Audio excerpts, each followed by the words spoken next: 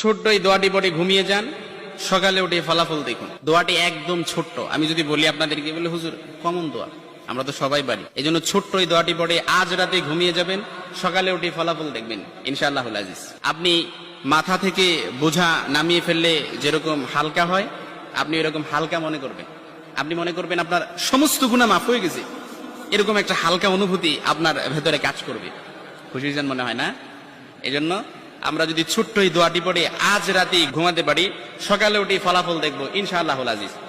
আমি যদি আপনাদেরকে হাদিসের টেক্সট শোনাই, হযরত যায়েদ রাদিয়াল্লাহু তাআলা আনহু থেকে বর্ণিত, রাসূল সাল্লাল্লাহু আলাইহি সাল্লাম বলেন, হাদিসের স্পষ্ট ন্যারেশন হচ্ছে, যে ব্যক্তি রাত্রিবেলা 3 বার এই দোয়াটি পড়ে ঘুমিয়ে যাবে, সকালে উঠে আল্লাহ তাআলা তার সমস্ত গুনাহ মাফ করে দিবে।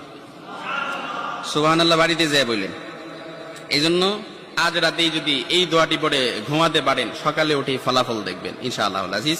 দোয়াটি আমরা সবাই পারি, তবে আপনাদের মনোযোগ আকর্ষণ, আপনারা একটু আমার দিক অ্যাটাচমেন্ট বাড়ান। আমি আপনাদেরকে বলতেছি, সবাই পারি, আমার সাথে একটু ঠোঁট মিলাবেন।